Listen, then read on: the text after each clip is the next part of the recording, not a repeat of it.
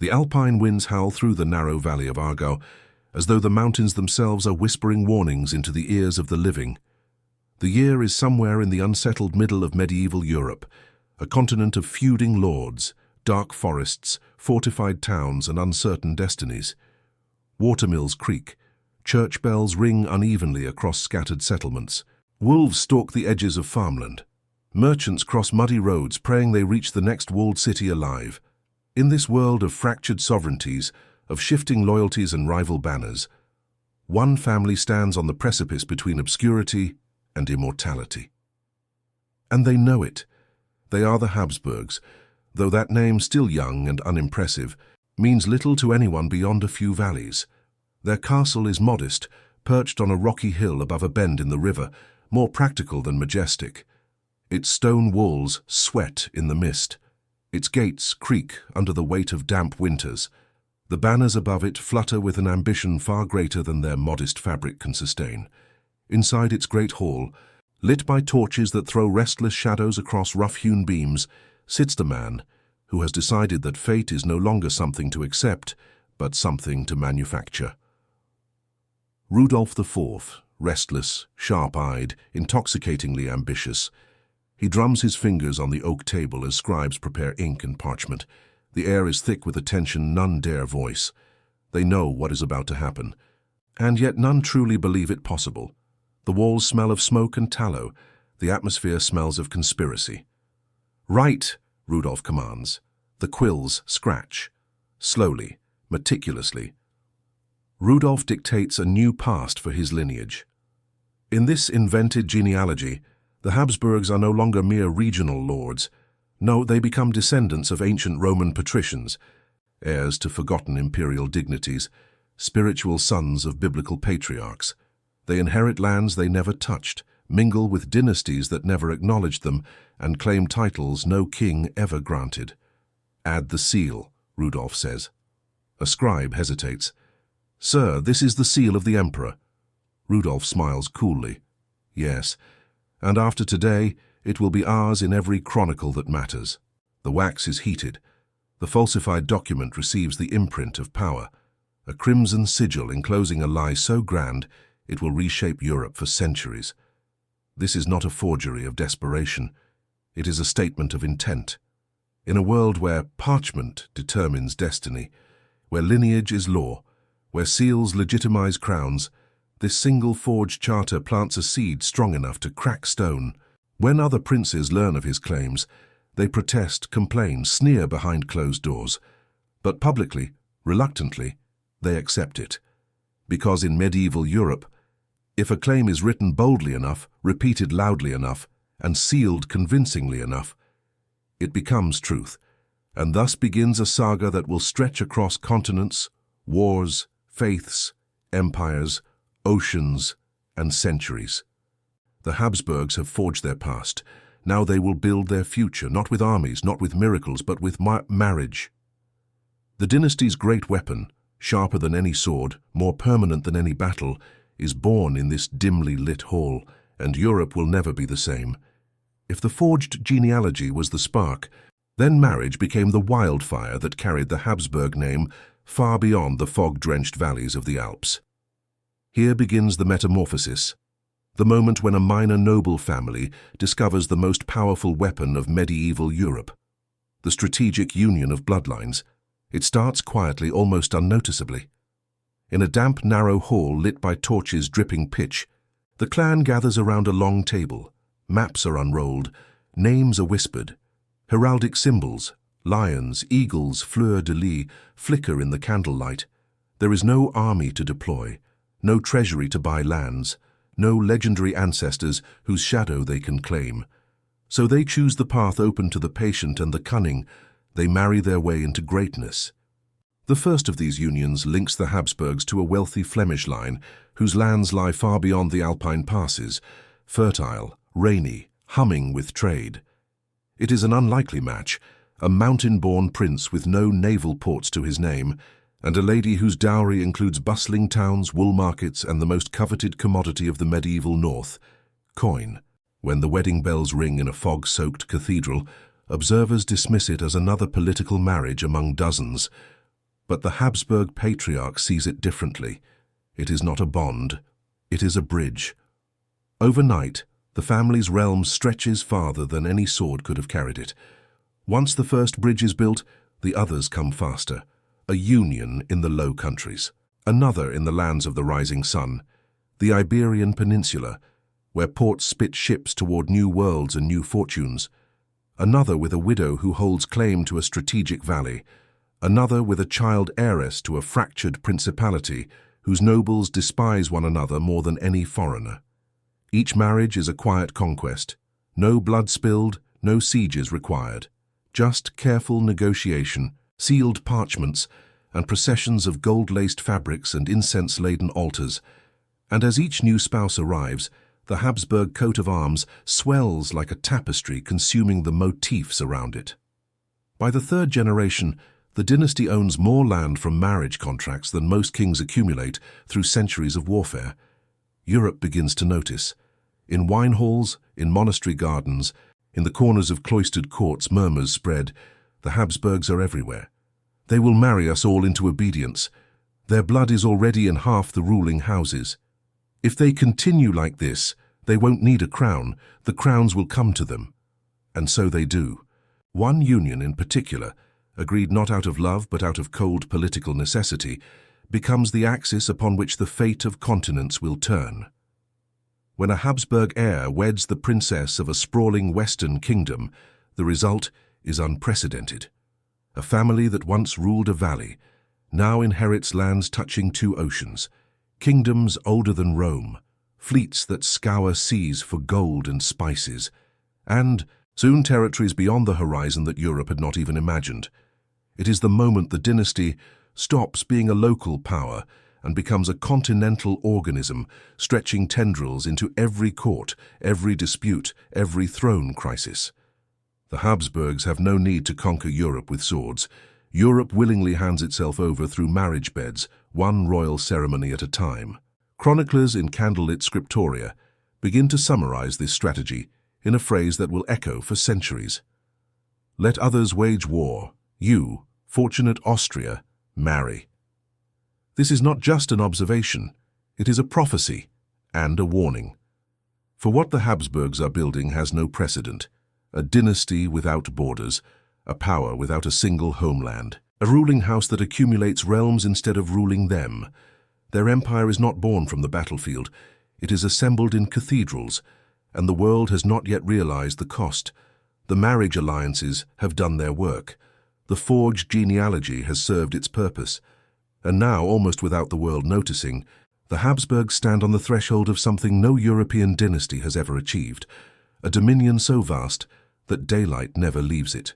It begins not with a coronation, but with a funeral. A king dies young in the sprawling Western monarchy the Habsburgs have married into, leaving behind a widow with children still too small to wear a crown. In the smoke-filled halls of that distant kingdom, nobles argue, factions posture, and every great house of Europe eyes the vacant throne with predatory longing. And then, quietly as a letter carried under a cloak, the Habsburg claim is invoked. Through marriage, through lineage, through those silent, patient webs spun over generations. At first, the rival princes laugh, a mountain family claiming dominion over a Western empire of cities, ports, academies, desert frontiers, and ships that pierce the horizon. Impossible, but the claim is legal. The documents are authentic, or authentic enough, and the widow, exhausted by the storm around her, sees in the Habsburgs something none of the others can offer: stability. So she accepts the union. A wedding procession winds through streets heavy with the smoke of incense. Church bells scream above the rooftops. Tapestries depicting biblical queens drape from windows. And with that ceremony, one that lasts only minutes, the Habsburgs inherit not just a crown, but a world. From the snowy ridges of the Alps to the burning sands of the southern kingdoms, the dynasty now claims dominion. And beyond the ocean, across waters haunted by storms and sailors' ghosts, lie territories newly conquered or newly collapsing, territories whose names are still unknown to most of Europe. Ships creak under the weight of gold and silver ripped from lands that had known civilizations long before distant kings ever drew maps of them.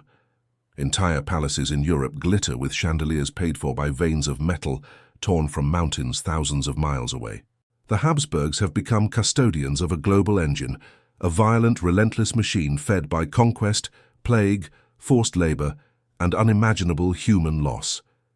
And at the center of it sits a single figure, the new sovereign, crowned as master of kingdoms on two sides of the world. He is young, idealistic, and cloaked in the heavy burden of an empire too vast for any one person to comprehend. His court advisors speak dozens of languages. His armies come from dozens of provinces. His subjects worship in different rites, bow to different saints, and fight under banners that often distrust one another. Yet to the world, it appears simple. The Habsburgs have done the impossible. They rule a realm so large that maps struggle to contain it. But the young ruler sees something no one else does, a fracture forming beneath the golden surface. Reports arrive in ships battered by tropical storms, entire cities in the western continent collapsing under disease, uprisings erupting in the highlands, nobles in the old world fighting private wars under the pretext of enforcing the crown's justice. And between these tragedies, the cargo of treasure ships continues, shining like a curse under torchlight. The sovereign tries to slow the machine. He drafts edicts declaring the distant peoples free men, insisting they should not be enslaved, urging governors to treat them as subjects rather than spoils. But words written in ink cannot stop steel soaked in blood. The officials on the ground ignore him. Conquistadors, hungry for gold, laugh at such decrees. Bishops on the frontier debate whether souls can be saved after bodies have been broken. When reports reach the capital describing atrocities so vast they feel unreal, the young emperor's face ages years in a single afternoon. He realizes that the empire he inherited is not simply large, it is uncontrollable. And as gold floods his treasury, unrest begins creeping back into the heart of Europe. Cities resent taxes, princes resent centralization, merchants resent royal privileges, peasants resent everything. The empire is too big, too diverse, too contradictory. It is rich in ways that make people envious. It is powerful in ways that make people afraid. And it is fragile in ways no ruler dares to admit. Still, the Habsburgs cling to the illusion of unity. Processions, coronations, elaborate rituals, golden-robed ceremonies in cathedrals, these become the glue holding a giant together. Yet behind the incense and pageantry lies a truth. The empire is beginning to behave like something alive, an organism with many limbs, each pulling in a different direction. And the Habsburg ruler sits atop it, not like a master, but like a man astride a stampede. Through letters carried over mountain passes, he begs his advisors for calm, for order, for reason.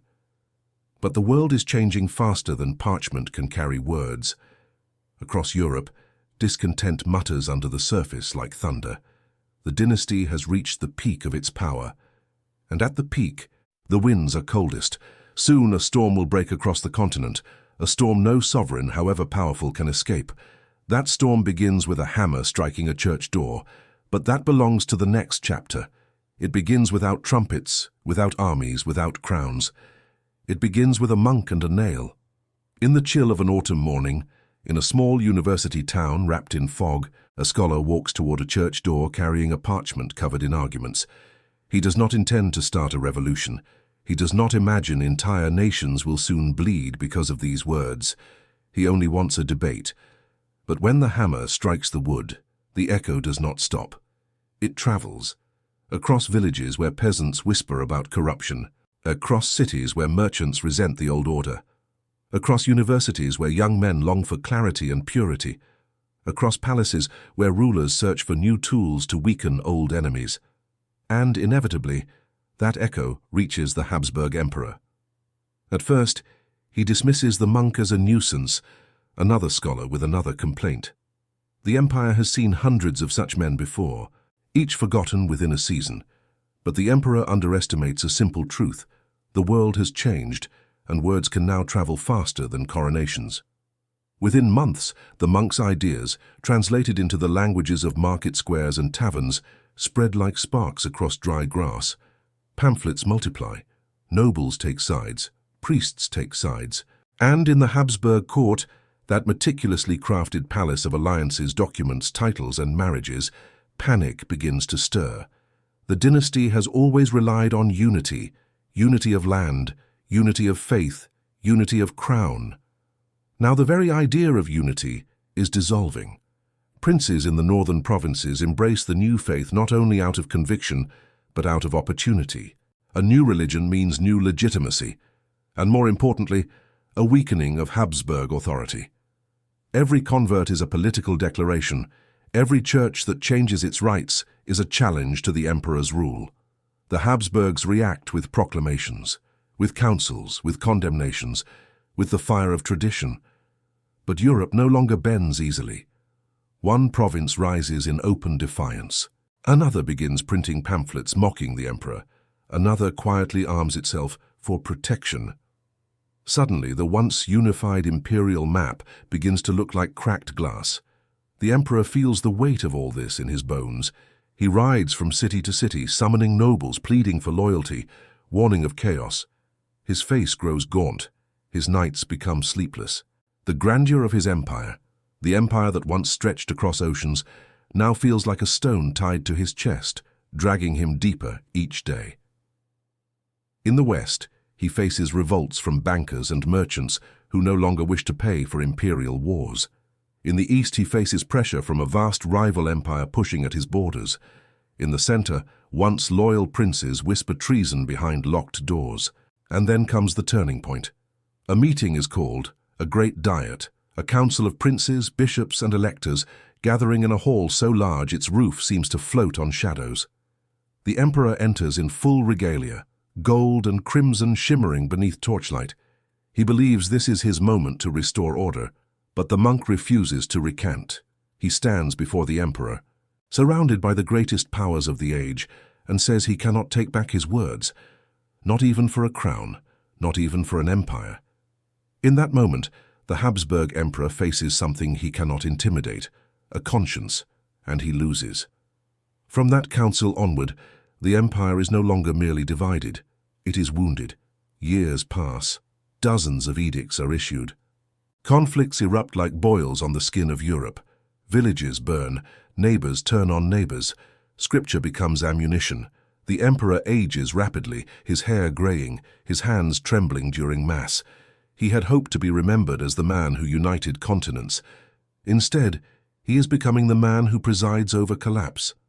Every province that rebels feels like a personal failure. Every church that changes sides feels like a betrayal. He begins to withdraw from the bright halls of power and retreats to small chambers filled with prayer books, maps, and letters. Advisors notice him staring at his own reflection in polished armor, as if trying to find the young idealist he once was. And then, one winter evening, he makes a decision that stuns the world. He will abdicate. No emperor of such magnitude has stepped down voluntarily in centuries, but he is exhausted, body, mind, spirit. The weight of crowns, once a symbol of triumph, now feels like a curse forged from gold. A ceremony is arranged in a palace near the sea. The hall fills with nobles, courtiers, soldiers, clerics. Tears mix with candlelight. The emperor's voice trembles as he speaks of the burdens of rule, the failures of his policies, the fractures that widened under his watch. He praises his children, invokes the saints, apologizes to God, and tries, desperately, to transform abdication into a final act of dignity. Days later, he travels to a remote monastery hidden behind vineyards and time-worn walls. There he lives in ritual solitude, surrounded by clocks whose ticking reminds him that even emperors cannot command time. He dies there, worn down not by age alone, but by the impossible task of holding a splintering continent together. His successors inherit a world still burning. Wars flare up again. Armies march in the name of faith, territory, vengeance, and pride.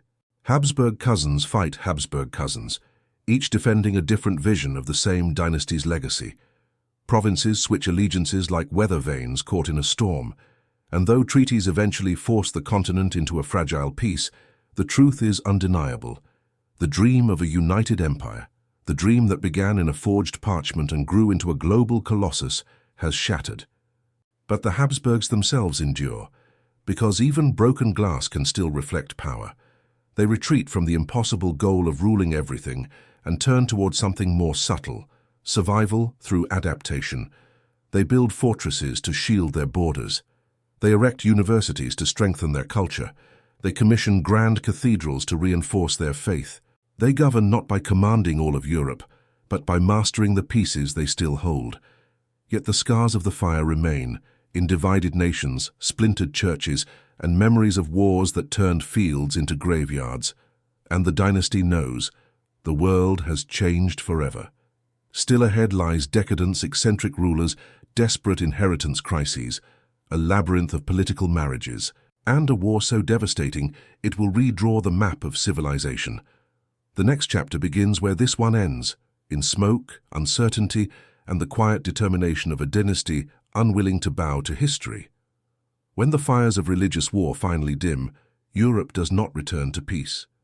It returns to something stranger, a silence filled with exhaustion, suspicion, and the quiet shifting of power beneath the surface. For the Habsburgs, this new era is not a triumph. It is a reckoning. They have survived the impossible, but survival has a cost. The empire they inherit is fractured, not broken beyond repair, but permanently scarred, marked by battlefields where brothers fought brothers, by treaties that carved deep political scars, by cities rebuilt on ashes. The dream of universal dominion, that bright promise written in forged genealogies and marriage contracts, is gone forever. So the dynasty adapts. Instead of ruling all of Europe, they will dominate the pieces they still hold. Instead of forging unity, they will manufacture stability. Instead of claiming divine inevitability, they will cling to ritual, pageantry, and inheritance. But quietly, in the corners of palaces and behind iron-bound doors, doubt begins to grow. The next generation of Habsburg rulers is not made of conquerors. It is made of survivors, men and women raised in an era where crowns come with sleepless nights and thrones feel like traps. One sovereign crowned over a mosaic of ethnicities, languages, and religions turns inward. His palace becomes something between a museum and an alchemical workshop. He collects strange creatures suspended in jars, fossils from mountains that once touched the sea, mechanical birds imported from distant courts. Diplomats shake their heads. Generals whisper that the emperor has grown detached from the world beyond his walls. Courtiers speak of days when he studies the stars, instead of reading reports from the frontier. But he is not mad. He is overwhelmed. His empire, a labyrinth of provinces where some sing Latin hymns and others chant in Slavic dialects, is too vast, too divided, and too weary to obey a single will. Every order must be translated into 6 or 7 languages. Every reform sparks resistance. Every region threatens rebellion. Every alliance hides a trap, and on the horizon a new war begins to stir. Old territorial rivalries awaken. Princes who once feared Habsburg might now test its limits. Religious tensions simmer beneath treaties that never healed the wounds of the past. Captains drill armies with modern weapons. Generals draw lines on maps with detached confidence. Merchants whisper of shortages. Clerics warn of divine displeasure. Then the storm breaks. What begins as a dispute over a succession becomes a continent-wide inferno, a conflict that roars across plains, consumes forests, collapses villages, and turns once proud cities into mud and bone. For 30 relentless years, Europe becomes a graveyard where faith, ambition, and desperation intertwine until they are indistinguishable. The Habsburgs are everywhere and nowhere in this war. Their generals command armies on multiple fronts. Their cousins rule states on opposite sides. Their lands suffer sieges, famines, and plagues. Their subjects bleed for causes they barely understand. When the war finally ends, not through victory, but through exhaustion, the dynasty emerges battered and hollow. They still possess crowns, they still possess courts, they still possess the illusion of control. But the truth is stark. Their empire is no longer a force of destiny. It is a fragile organism held together by tradition, inertia, and the last sparks of dynastic prestige. And then comes the crisis no law expected. The male line falters. For centuries, Habsburgs have secured power through sons who drew new borders with marriages and treaties. But now, in dimly lit nurseries and echoing palace corridors, the cradle meant to hold the next heir remains empty. Whispers ripple through court. Officials search for distant male relatives. Archivists dig through genealogies. Doctors consult ancient texts as if old remedies contain political salvation. Nothing helps. The dynasty stands on the edge of extinction. And here, at the very brink, the Habsburgs do something unprecedented, something audacious, something that would have been unthinkable in earlier centuries. They rewrite the rules of inheritance. If no sons remain, a daughter will carry the dynasty forward. It is not a gesture of progress. It is an act of desperation, the last strategy left for a family that once commanded half the world. The new heir, a young woman raised amid expectation and scrutiny, suddenly finds the weight of centuries resting on her shoulders. She does what Habsburgs have always done. She turns to diplomacy, to marriage, to compromise, to endurance. And against the predictions of half the courts of Europe, she holds the Mosaic Empire together. Not with armies, but with statecraft. Not with fear, but with an almost supernatural resolve. She becomes a symbol of the dynasty's final phase, a testament to its resilience, its stubbornness, and its unmatched instinct for survival. But survival does not mean immortality. Decades pass, and the world changes again. Industrial machines scream in the cities. Philosophers declare the death of old empires. Nationalism rises like a tidal wave. Revolution stirs beneath the polished floors of palaces. And then, like a thunderclap, a continental war erupts. Modern artillery crushes ancient walls. Empires that stood for centuries collapse in months. Thrones shake, falter, crumble. The Habsburgs watch their world disintegrate. Colonies are lost. Provinces rebel. Allies abandon them. Enemies surround them. At last, the dynasty falls.